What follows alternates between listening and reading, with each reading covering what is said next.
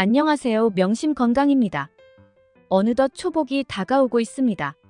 무더운 날씨에 기력이 없어지는 여름철을 잘 보내기 위해 보양식을 준비하시는 분들 계실 텐데요. 복날 가장 많이 먹는 음식을 고르라면 아마 삼계탕이 아닐까 싶어요. 벌써 마트에도 삼계탕용 닭들이 많이 준비되어 있던데요. 오늘은 다가오는 복날, 삼계탕의 건강 효능과 더욱 건강하게 먹는 방법, 주의하셔야 하는 부분까지 함께 알려드리겠습니다. 그럼 삼계탕과 각 재료들의 건강 효능부터 살펴볼까요? 삼계탕은 복날을 대표하는 음식이자 가장 대중적인 보양식 중 하나입니다. 단백질이 풍부한 닭고기에 여러 가지 건강 재료를 넣어 끓인 삼계탕은 면역력 강화와 기력 회복에 도움을 줍니다. 이열치열이라는 말처럼 더운 여름에 삼계탕 같은 뜨거운 음식을 먹으면 땀이 흐르고 증발되는 과정에서 일시적으로 몸의 열이 식는 효과도 누리실 수 있어요. 삼계탕에서 가장 필수적인 재료는 바로 닭고기인데요. 닭고기는 대표적인 고단백 식품으로 육질이 가늘고 연해 소화가 잘 되어서 위가 약하신 분들이나 노인분들, 어린이들에게 좋습니다. 닭고기는 다른 고기에 비해서 지방이 살코기 부분과 많이 섞여 있지 않아서 담백합니다. 심혈관 질환 예방에 좋은 리놀렌산도 함유되어 있습니다. 여러분은 혹시 닭다리와 닭날개 중에서 어느 부위를 선호하시나요? 인기 많은 닭다리는 철분이 풍부해서 혈액 생성, 세포 활동을 도와줍니다. 근육량도 많고 지방도 적절하게 들어있어서 쫄깃한 식감이 나타나는데요. 날개 부분보다 열량이 낮습니다. 날개 부분은 콜라겐 성분이 많아 피부 미용에 좋고 팩틴질이라는 성분이 몸속에 독성 물질을 배출해줍니다. 다만 날개 부위는 열량이 높은 부분이라 체중 조절이 필요하신 분들이라면 날개는 추천드리지 않아요. 닭가슴살 부위는 지방이 적고 필수 아미노산인 메티오닌이 풍부해 간 기능을 활성화해주며 대부분 단백질로만 구성되어 있으니 열량이 걱정되시는 분들은 이 부위를 주로 드시는 걸 추천드려요. 삼계탕에 꼭 들어가는 인삼은 사포닌이 풍부해서 간의 기능을 회복시켜주고 피로회복과 스트레스 예방, 심혈관 질환에 특히 좋은 재료랍니다.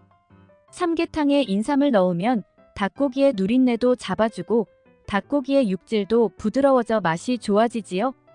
인삼의 사포닌을 고단백질 식품인 닭고기와 함께 드시면 신진대사를 활발하게 해줘서 허약해진 몸에 기력을 불어넣어주는 데도 탁월합니다. 인삼은 잔뿌리가 많을수록 사포닌의 함량이 높다고 하니 참고해주세요. 삼계탕을 먹을 때 밤과 대추를 골라 먹는 것도 하나의 재미인데요. 밤은 비타민C가 많아서 피로회복과 피부 미용에 좋고 비타민 A가 풍부해 시력 보호에도 좋습니다. 밤은 탄수화물, 단백질, 비타민 등의 풍부한 영양소가 있어서 성장과 발육에 좋고 혈압, 혈액순환 개선에도 효과가 있습니다. 대추는 신경을 이완시켜줘서 천연 수면제로 좋고 몸속 활성산소를 제거해줘서 노화 방지에도 좋아요. 대추에 들어있는 미네랄, 식이섬유, 플라보노이드 덕분에 항암 효과가 있고 스트레스 완화에도 도움이 됩니다. 다만 몸에 열이 많은 분들은 따뜻한 성질의 음식인 대추를 빼고 드시는 걸 추천드려요. 삼계탕을 끓일 때는 마늘도 빼놓을 수 없지요. 마늘의 알리신은 혈액순환에 좋고 노폐물과 독소 배출에 좋으며 항암과 항염 효과가 있답니다. 마늘은 닭고기와 함께 드시면 특히 궁합이 좋은데요. 닭고기에 풍부하게 들어있는 비타민 B1은 우리 몸이 에너지를 생성할 수 있도록 돕는 역할을 합니다. 마늘의 알리신이 이 비타민 B1의 체내 흡수율을 높여주고 마늘이 닭고기에 콜레스테롤을 배출하는 효과도 있다고 하니 함께 드시는 게 좋습니다. 각종 건강 재료들로 여름철 보양식으로 제격인 삼계탕이지요. 그럼 삼계탕을 더욱 건강하게 먹는 방법은 어떤 것이 있는지 한번 살펴볼까요? 첫 번째, 귀리를 사용하세요. 삼계탕을 끓일 때 닭 안에 각종 재료들과 찹쌀을 함께 넣은 뒤에 끓이게 되는데요. 찹쌀 대신 귀리를 넣어보시는 건 어떨까요? 귀리에는 혈당 지수를 천천히 올리도록 해주는 식이섬유가 풍부하답니다. 귀리 100g에는 식이섬유가 24.1g 들어있는데 이는 양배추의 3배가 되는 양입니다.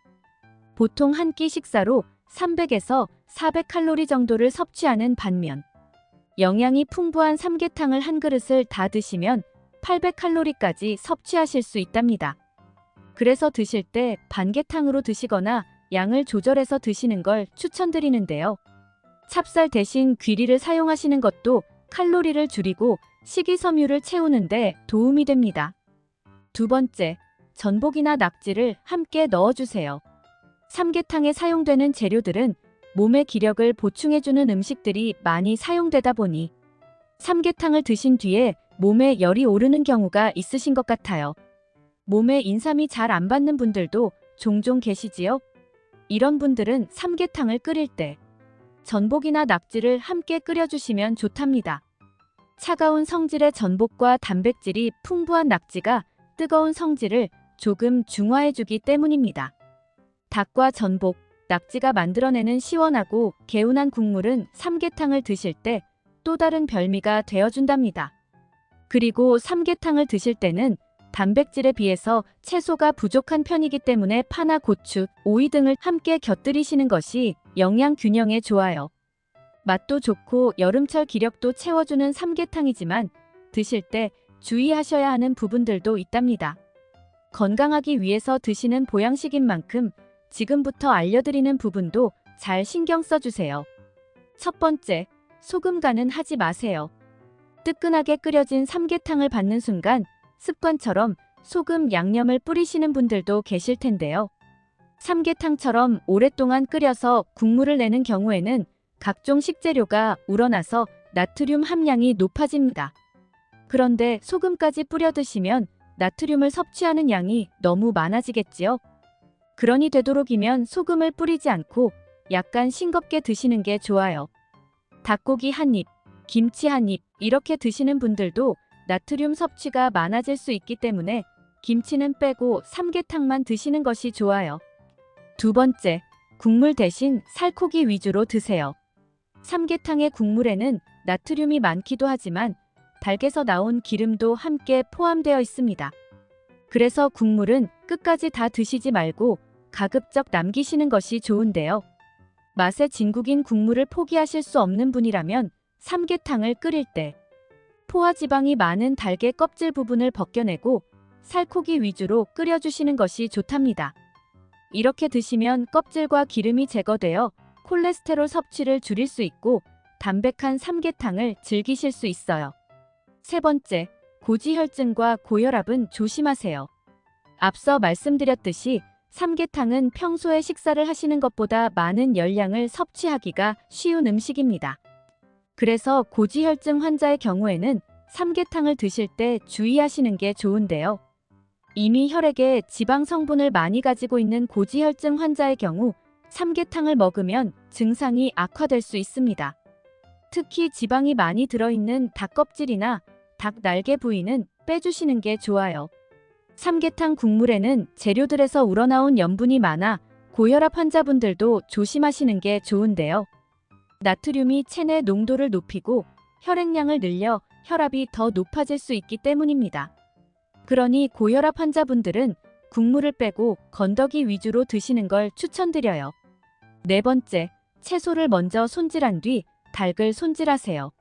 삼계탕에 들어갈 재료들을 손질하실 때는 닭을 손질하는 과정에서 식중독이 발생하지 않도록 특히 조심해 주셔야 하는데요. 닭고기를 완전히 익히지 않고 먹거나 닭을 씻어낸 물이 다른 식재료에 튀어 교차오염으로 식중독이 발생하는 경우가 있습니다. 이 교차오염을 방지하기 위해서 닭을 만지기 전에 먼저 채소류를 다듬어 놓고 닭을 손질하는 게 좋아요. 그리고 생닭을 만지기 전에 손을 비누를 이용해 흐르는 물에 30초 이상 깨끗하게 손을 씻고 생닭 손질이 끝난 뒤에도 반드시 손을 깨끗하게 다시 씻고 다른 식재료를 만지셔야 합니다. 도마에서 교차오염이 발생하는 경우도 많기 때문에 칼, 도마 등의 조리도구는 육류, 생선, 채소 등 식재료별로 구분해서 사용하는 게 좋고 조리할 때 달걀 내부까지 완전히 익도록 충분히 가열해 주세요. 삼계탕을 끓인 뒤 한 번에 다 먹지 못해서 다음 끼니에 다시 드시게 되는 경우도 종종 있으시지요? 이럴 때도 조심하셔야 하는데요. 고온에 끓였던 음식이라도 실온에서 서서히 식어가는 과정에서 식중독균이 증식할 수 있기 때문입니다. 그래서 음식을 식힐 때 이 식중독균의 증식을 억제하는 산소가 골고루 들어갈 수 있도록 규칙적으로 저어주면서 식히시는 게 좋아요.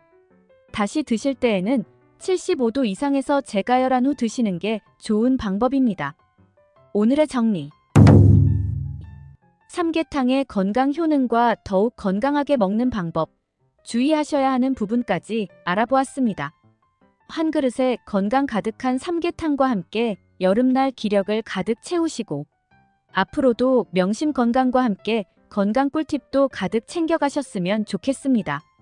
지금까지 명심 건강이었습니다. 도움이 되셨다면 구독, 좋아요, 알림 설정까지 부탁드려요. 감사합니다.